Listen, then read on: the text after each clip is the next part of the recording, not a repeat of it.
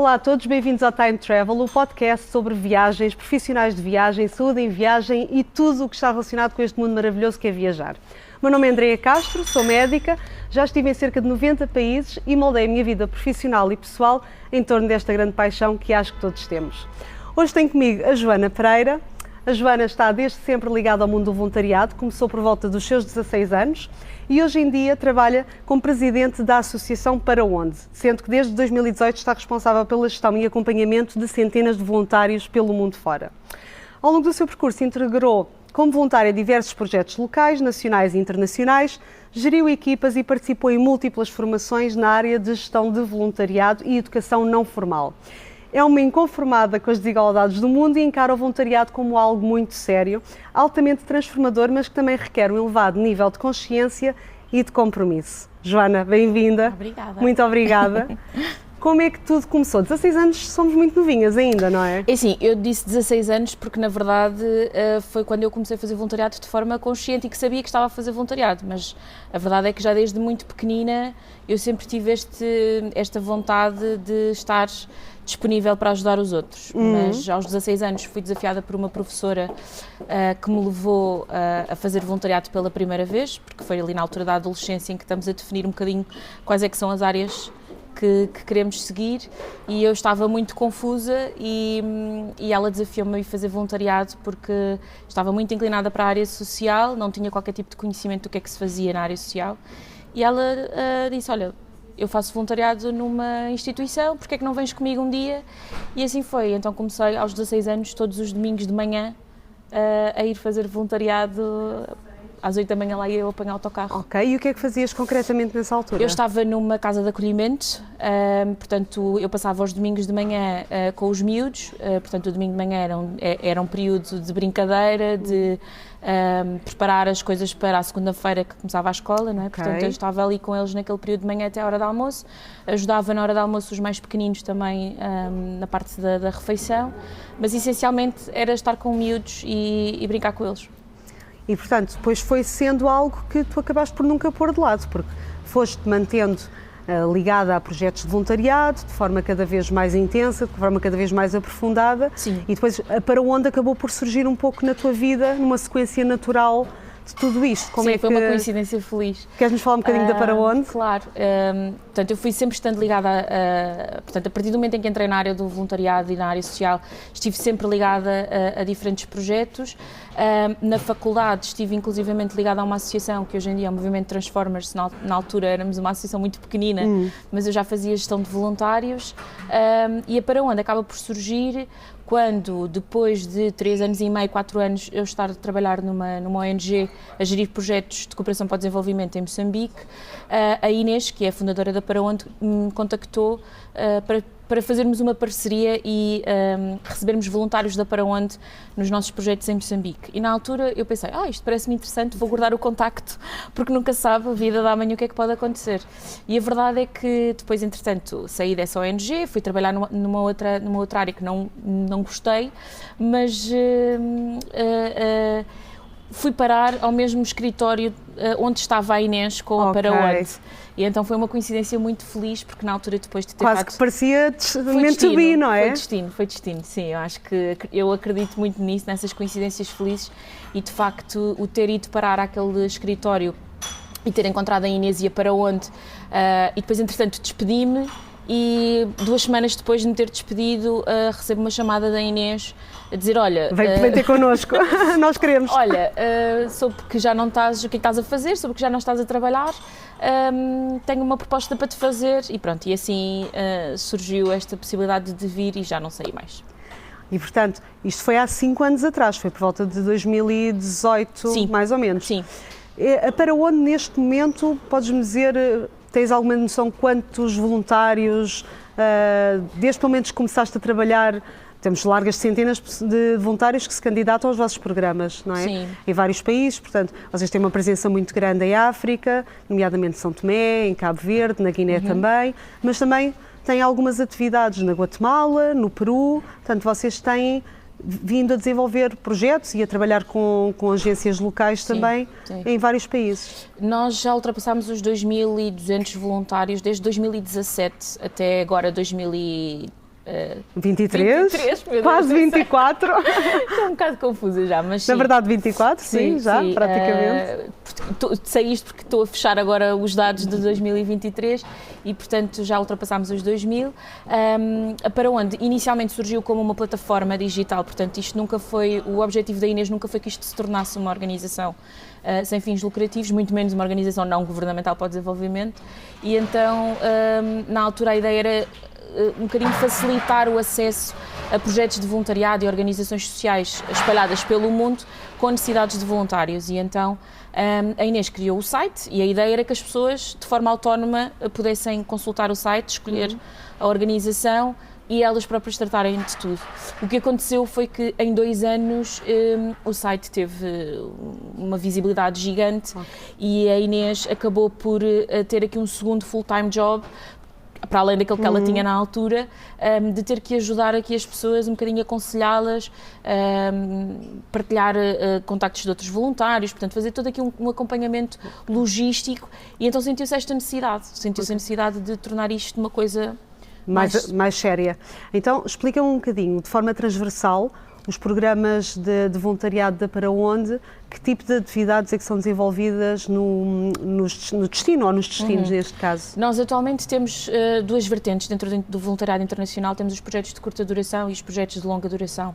Os projetos de curta duração são projetos que estão integrados numa rede de voluntariado internacional que se chama Serviço Civil International e, portanto, é uma organização apoiada pela Unesco, e as organizações que fazem parte desta rede dedicam-se ao envio e acolhimento de voluntários por projetos muito curtinhos, de 1 semana ou 2 semanas ou 3 semanas. São projetos muito específicos, com atividades programadas que têm uma data de início e uma data de fim. E isto é importante de explicar porque às vezes as pessoas perguntam: então, mas eu vou fazer voluntariado 1 semana, que impacto é que isso tem? Claro. Se é um projeto que vai decorrer apenas naquele período de tempo, é naquele período de tempo que há necessidade de voluntários e, portanto, não há aqui nenhum risco de haver... Portanto, às vezes as próprias organizações de destino pedem, às vezes, apoio de algumas pessoas por períodos muito curtos, não é? Neste caso, nestes projetos de curta duração, sim. Portanto, são chamados work camps. São campos que acontecem naquele período. Sei lá, construir um parque infantil numa cidade, num bairro mais vulnerável na Bélgica, por exemplo. E então, tu não vais todos os anos ou durante o ano inteiro construir o parque infantil, não é? Claro. Portanto, acontece naquele período de tempo, tem uma data de início e uma data de fim. São coisas muito pontuais. Depois, os projetos de longa duração, aí sim já são parcerias que nós estabelecemos diretamente com várias organizações, que tu falaste na Guatemala, na Nicarágua, no Peru, na Tanzânia. Portanto, são organizações que estão a trabalhar o ano inteiro, são organizações locais. Mas que vocês, no fundo, acabam por ter uma ação, quer no âmbito da educação, no âmbito da saúde, estavas a falar aqui da questão do projeto das escolas também, portanto, não há uma temática única, vocês conseguem, de certa forma, no fundo, fomentar ali vários propósitos. Sim, também, não é? No fundo, não são as nossas áreas, são as áreas de atuação dos nossos parceiros, não é? Portanto, nós tentamos ter um conjunto de organizações que trabalham em áreas diferentes, precisamente para podermos ter aqui um conjunto de oportunidades para voluntários com diferentes perfis e diferentes experiências e diferentes formações, seja na área da saúde, da educação, desenvolvimento comunitário, portanto, ambiental.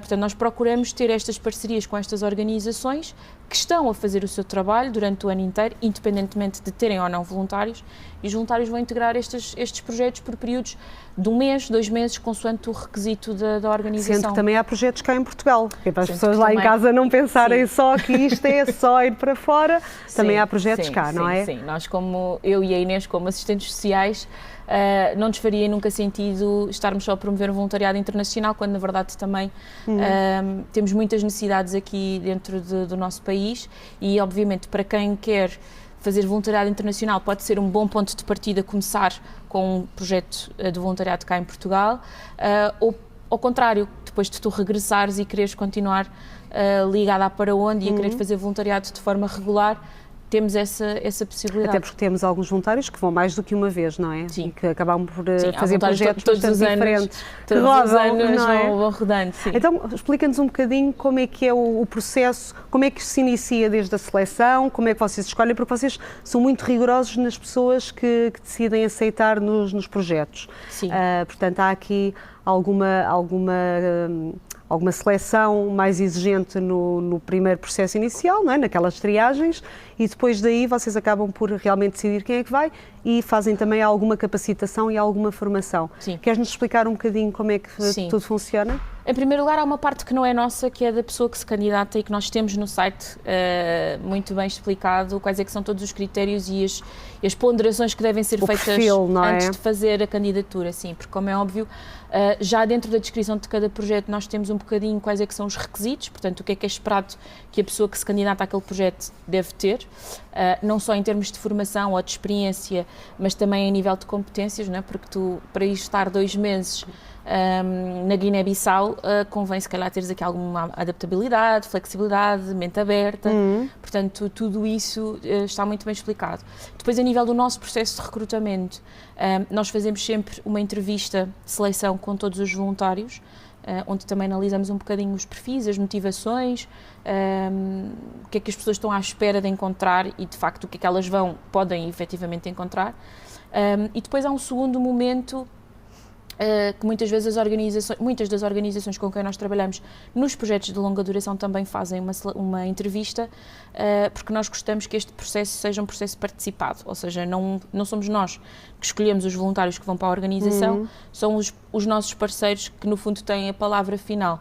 Nós acabamos por fazer aqui uma triagem, uma pré-seleção dos voluntários e depois são as organizações que no fundo decidem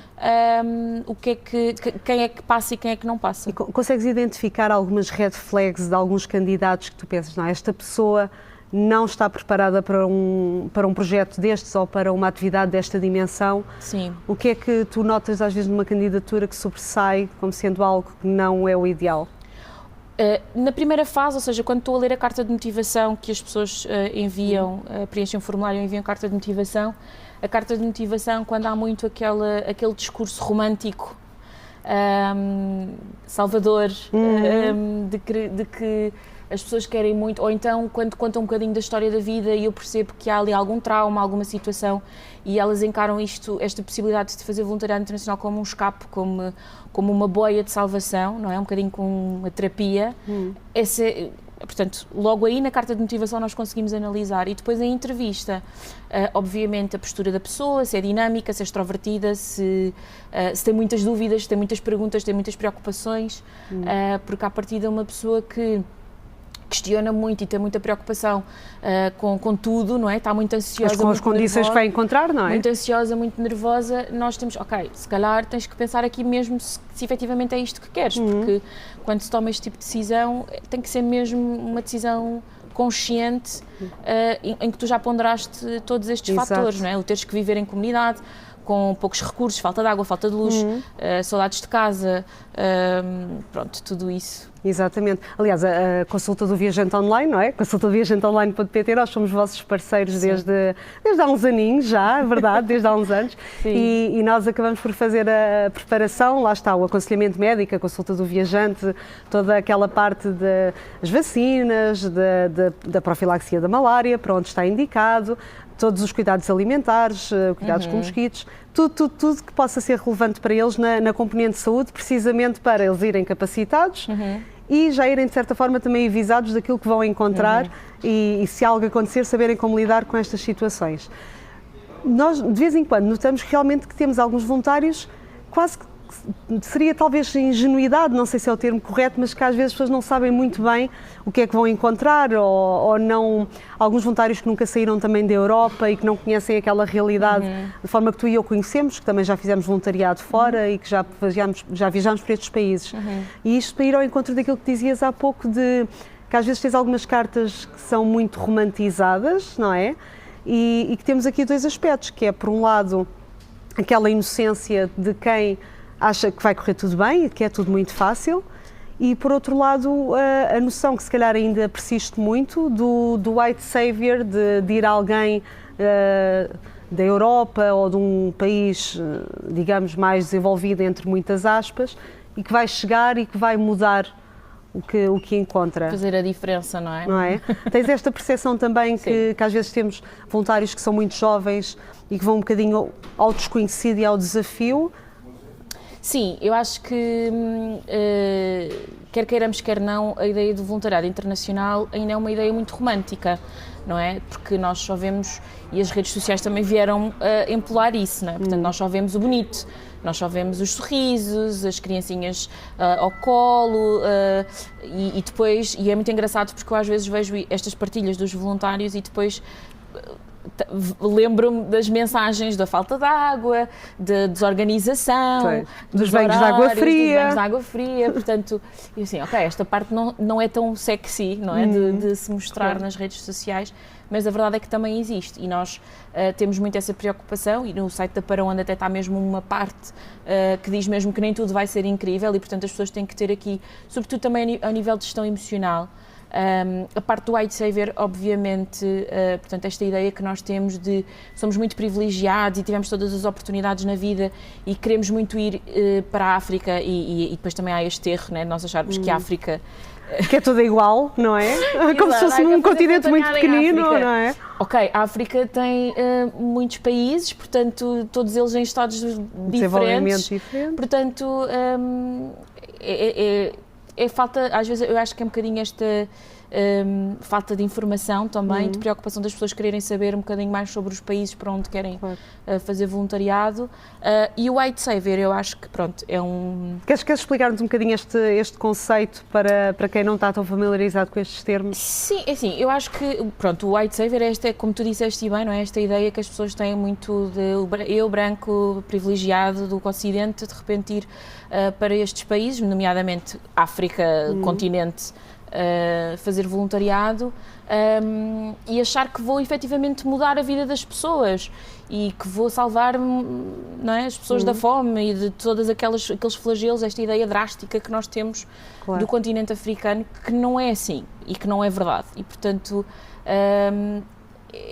isto obviamente que depois, através das redes sociais que vêm sempre trazer isto um bocadinho mais ao de cima, isto perpetua aquele estereótipo de nós acharmos que, coitadinhos, eles precisam tanto de nós e nós estamos aqui e temos este dever ético e moral de... Achas que as pessoas vão pelos motivos certos?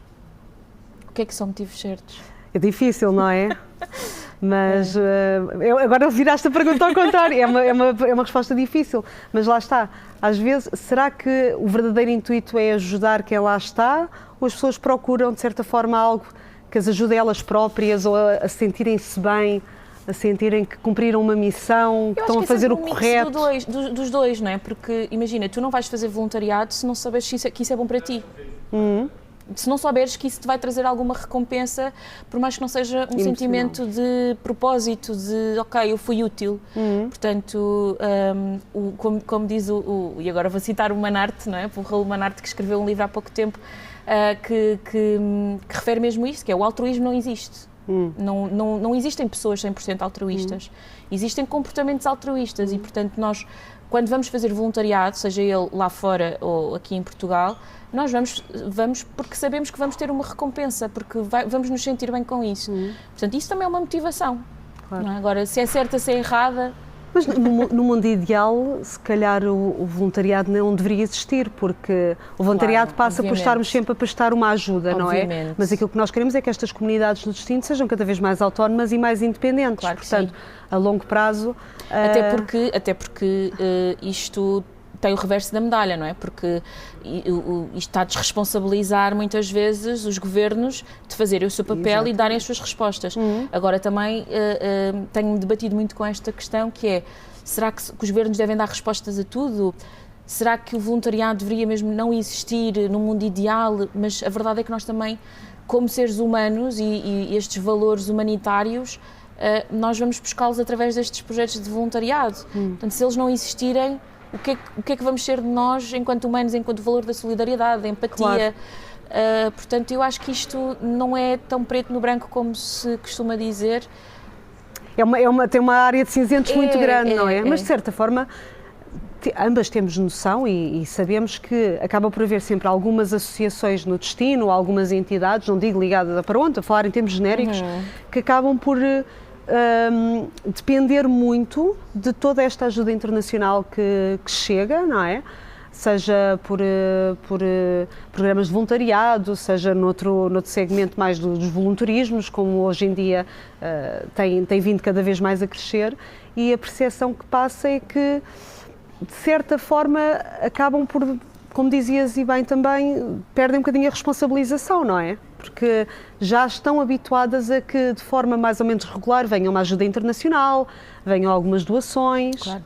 E isto depois perpetua estes ciclos de pobreza, não é? Claro, claro. E eu acho que aqui as associações, as ONGs, as associações locais, etc., nunca podem fazer o seu trabalho enquanto resposta social sem depois a outra parte de advocacy e pressão política e tentar mudar estruturalmente a nível do sistema o que está implementado, não é? Portanto, eu acho que as associações e as organizações depois também têm que ter esta responsabilidade de, ok, nós estamos a dar esta resposta, isto na verdade devia ser uma resposta vossa, mas vocês também têm que ter aqui um papel interventivo. Claro. E não apoiarem-se muito nesta lógica da subsídio à dependência, dos voluntários, do queixume, porque depois também as associações estão sempre a queixar que não têm recursos, etc., e que vivem muito dos donativos, mas é como tu disseste bem, se nós nos formos focar ali, estamos a perpetuar uma dependência, não estamos a empoderar. E eu acho que, pelo menos nós, através dos projetos de voluntariado que temos e também com a relação de parceria que temos com os projetos de longa duração, com estas organizações, o nosso foco cada vez mais tem sido utilizar também os voluntários para esta questão da capacitação, claro. Não só das comunidades, mas das estruturas das organizações, para que um dia elas deixem de precisar de voluntários, para que um dia tenham pessoas locais a trabalhar com elas, empoderadas, e que aquela comunidade possa, no fundo, se erguer, florescer, não é? Sem ter que recorrer a recursos humanos externos. Claro. Ultimamente tem havido, ou pelo menos estamos mais atentos agora nos últimos tempos, com a proliferação de algumas agências de viagem que, de certa forma, também se apoiam muito nesta noção de vamos levar alguns viajantes e vamos desenvolver um projeto de voluntariado durante a nossa estadia nesse país. Portanto, o chamado voluntarismo, não é? Sim. Como é que alguém que tem um espírito de missão tão grande e que está há mais de 20 anos, talvez, não devia buscar a tua idade, Joana, mas vá, perto de 20 anos, se calhar, ligado ao voluntariado, para não entrarmos em detalhes, mas como é que alguém que lá está, que está tão dentro do que é o espírito voluntário e de voluntariado, como é que tu lidas com estas questões dos turistas e das agências e do voluntarismo? Puxo alguns cabelos e digo, oh, meu Deus, porquê, não é? Mas, é assim, como é que eu lido? Eu, enquanto presidente da Para Onde e tendo uma organização como a Para Onde, o nosso posicionamento estratégico é muito claro e cada vez mais é definido nestes termos, portanto, nós fugimos e demarcamos completamente. Às vezes confundem-nos com uma agência e, eu conhecia esta agência. Não somos uma agência, somos uma organização não governamental para o desenvolvimento. Isto é muito importante, parece parvo, mas para nós é mesmo muito importante. As ONGDs, não é? As ONGDs e as agências são coisas completamente diferentes.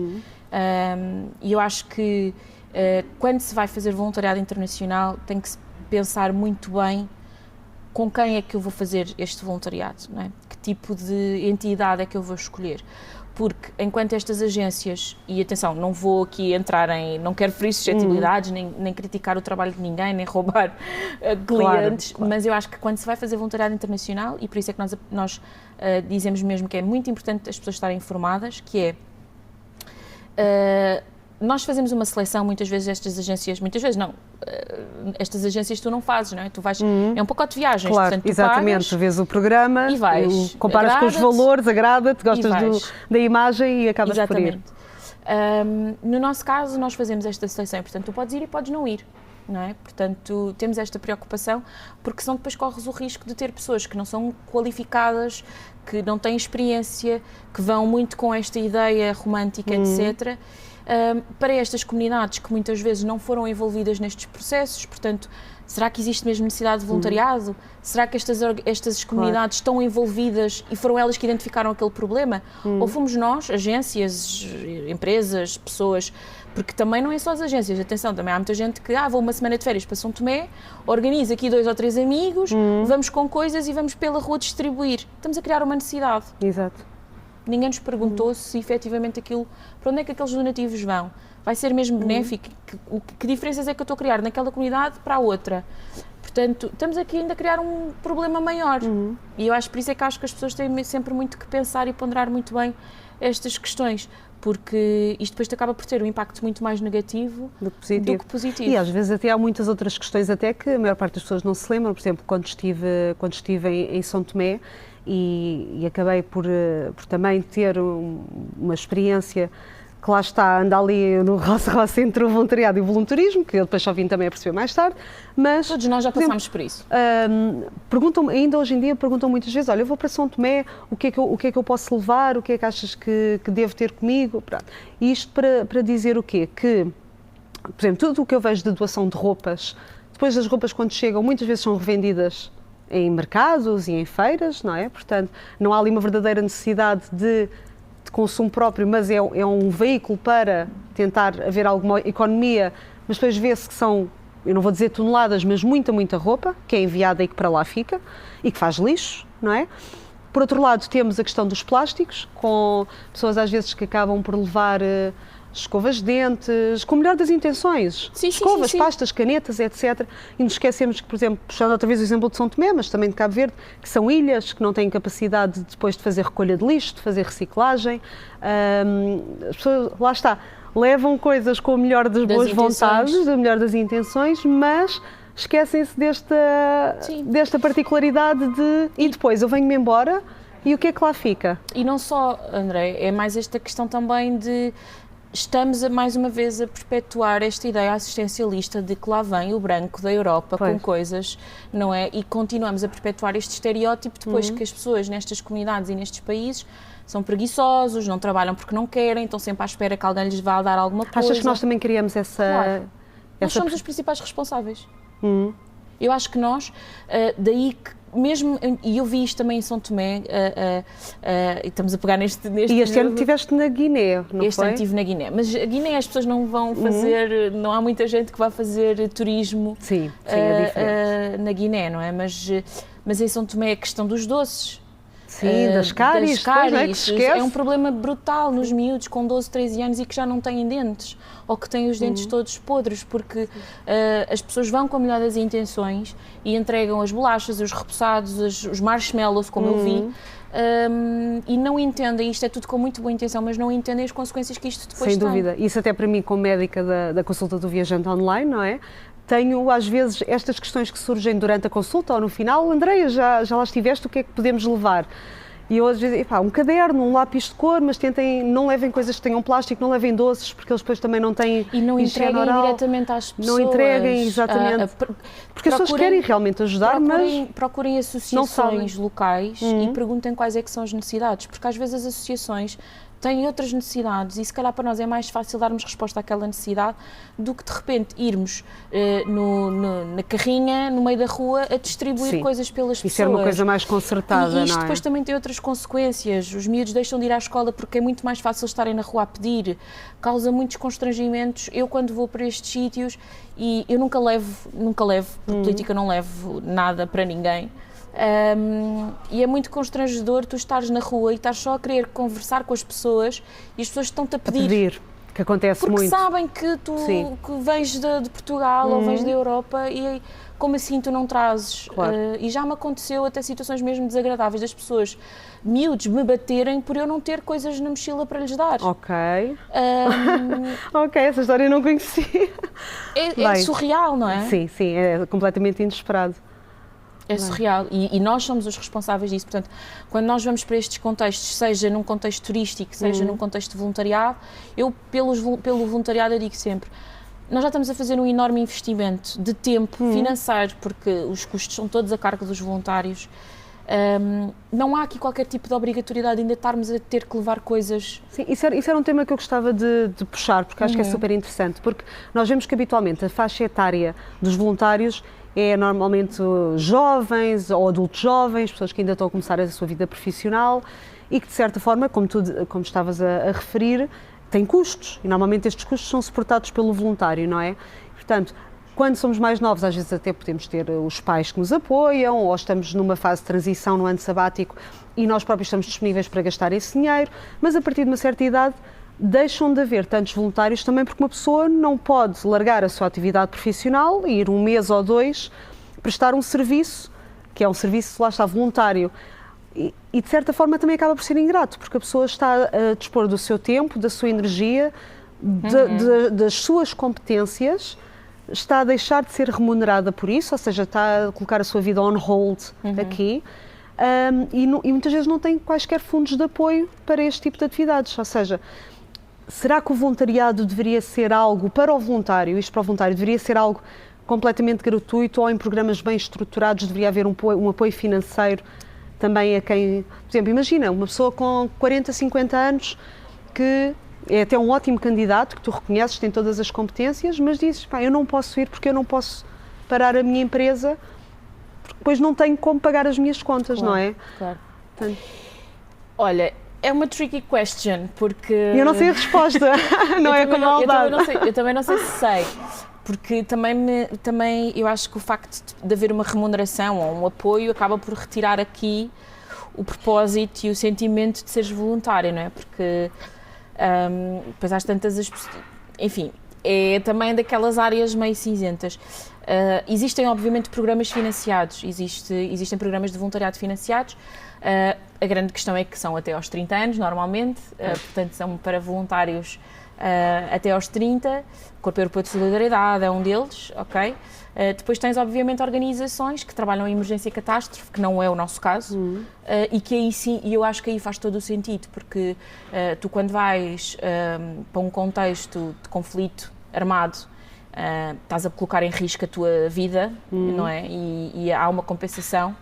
São organizações que têm uma estrutura brutal, estamos a falar... Os Médicos Sem Fronteiras... Médicos Sem Fronteiras... Médicos do Mundo...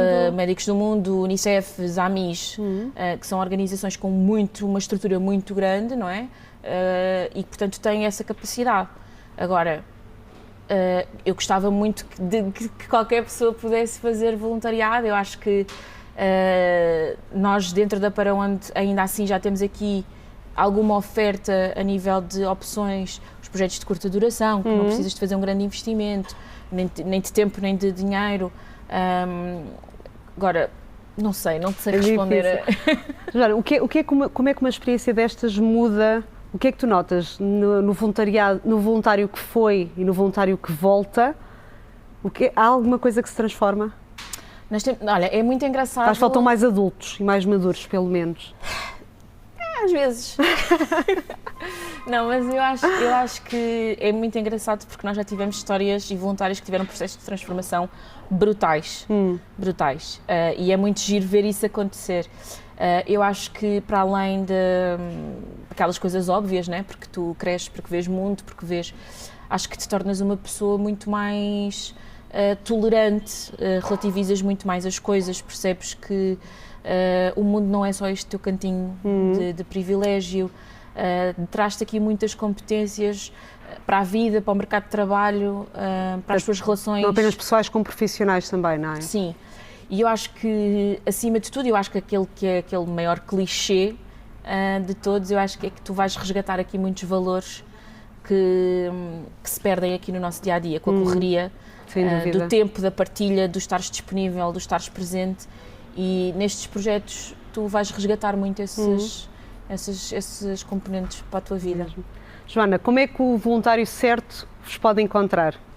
Então, www.paraonde.org ou então no Instagram para.onde e estão lá todas as informações. E submeter uma candidatura espontânea e depois as coisas... Escolher o projeto, acima de tudo, primeiro ler o site, por favor. Sim, tem lá tudo, que é para não enviarem perguntas, que muitas vezes são perguntas repetidas. Sim, está lá mesmo toda a informação, leiam o site mesmo invistam tempo, não é? E a ler o site, escolher o projeto, submeter a candidatura, tudo através do site e depois a partir daí nós apoiamos com tudo. Ok, muito bem, obrigada. Obrigada. Último desafio, vamos aqui girar o globo, vamos ver o que é que te calha. Então isto é quê? Rodas à vontade, pões o dedo onde calhar e vamos ver o que é que surge daí. O que é que... Ora, China. A China. China. A China. É um grande país com uma área geográfica muito grande. Já estiveste na China? Não. Seria uma viagem que terias curiosidade em fazer? Talvez. Não vou nunca descarto. Qual é o tipo de viagem? Fora os voluntariados, etc. Para onde é que tu gostas de ir? Onde é que a Joana Pereira gosta de ir de férias ou ir de viagem? Tendo em conta que eu já fui 8 vezes ao continente africano, eu acho que... É a África. A África é um continente que me diz muito, sim. Acho que pelas minhas raízes, numa outra vida, eu acho que venho dali. Que tens uma base africana. Acho que venho dali. Joana, muito obrigada. Obrigada eu. Gostei imenso de ter cá. Obrigada por um tudo. beijinho.